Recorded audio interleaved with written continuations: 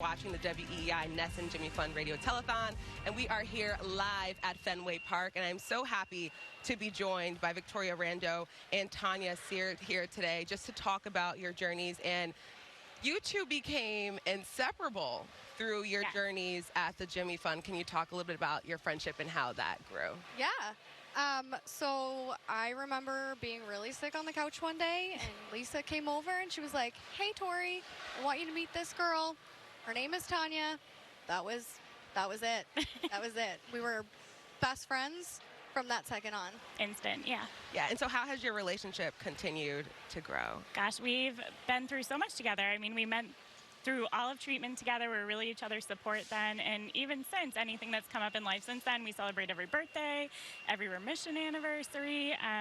We're there for it all together. Yeah. And so, Tanya, can you just tell me a little bit about what the journey is like once you realized that you were diagnosed with Hodgkin's lymphoma? Yeah, I think in the moment you really just, you don't even have time to process. You're really just shuffled into this kind of chaos of, all right, how do we treat this? And you're really counting on your team. The Jimmy Fund was amazing, and they walk you through it, but you really don't process until it's all said and done that, oh my gosh, like what did we just go through? Yeah. Oh, sure. And for you, Tori? The same. It was more, I was told, I looked at my big brother, and he looked at me, and I was like, all right, we got to do this, and we're going to do it, and then we're going to be good. So you're celebrating anniversaries. Yeah, cancer-free. How many years? 17 years? 17. 17 years. Yep, 17 coming years. up on 18. And for you? 17 this November. Wow. 17 years is a super long time to be cancer-free, and so thankful for that. Tell me what you guys have been up to lately. You know, I know your friendship has grown so much really over the years, but when you do get together, what do you most enjoy doing together? I think living.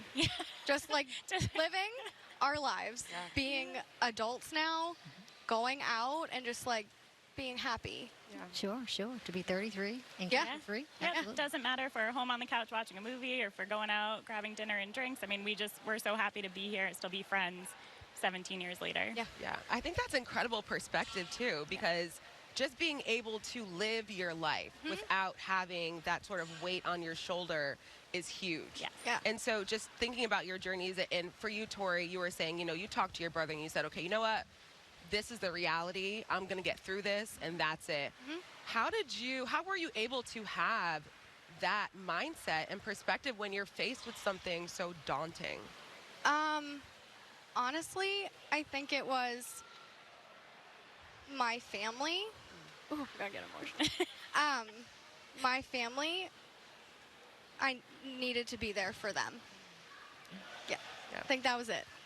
And for you, Tanya, I mean, I'm sure that was tough individually to have to go through. Sure. But when you think about, you know, forward thinking, life ahead, how were you able to press on? Yeah, I think, again, it comes back to family and your support system. I mean, that's who really rallies around you when you're sick from treatment, when you're at home, like, I can't even get out of bed today, and those people are around you to take care of you when you really need them most, and that gets you through. Absolutely.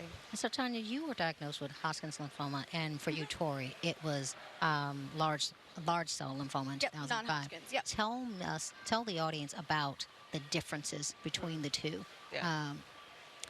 Hodgkin's is differentiated by a specific type of cell.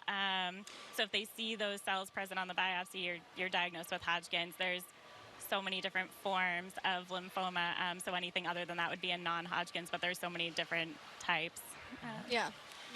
And your treatment, I feel like, was different than mine. Like, she got radiation. I got slammed with chemo immediately. Yeah. So it was different, but at the same time, to us, it didn't matter. It was the same. Yeah, sure. The treatment cycles are just tough either way it goes, right? Yeah, no matter what. Yeah. Absolutely. Yeah, and so and this is just a question going back to when you were first diagnosed, like, what messages were being sent to you guys when you talked about your support system, whether that be family, friends? What were some messages of just like hope and encouragement that you received?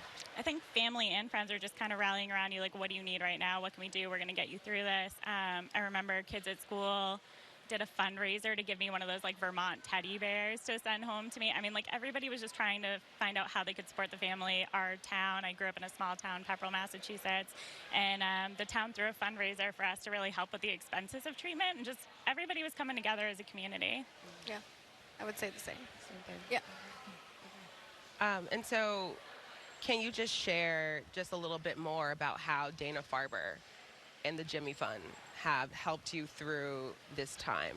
Yeah, I would say going through treatment with other kids, teenagers my age, and being able to share what I am actually going through with them, and they understand exactly what I'm saying, was one of the most helpful things that I could have had.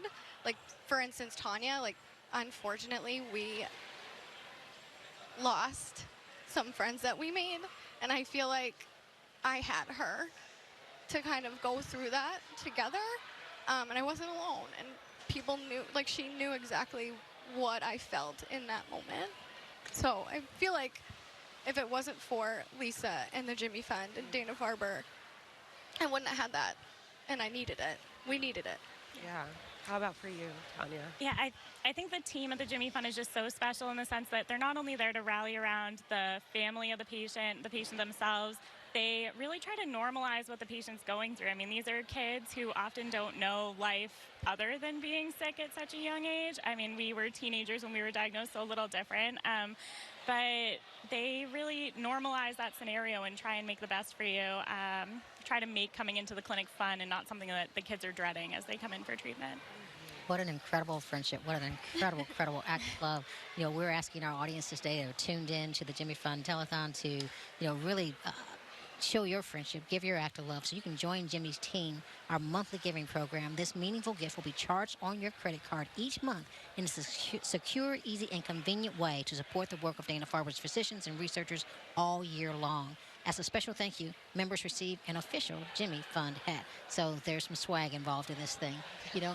And so I just am bowled over by your sense of connection, by your sense of love and friendship for one another. It's certainly something that's immovable for us from looking from the outside to have that kind of support walking you along the way. And so I just want to thank you all for giving all that you do to the Jimmy Fund and, you know, and giving back in so many meaningful ways. Thank you. Thank you. Yes. And so last thing from you ladies, if you could say anything to our viewers right now about donating to the Jimmy Fund, what would you say? I'll start with you, Tori. If it wasn't for this and your donations, I would not be sitting here right now.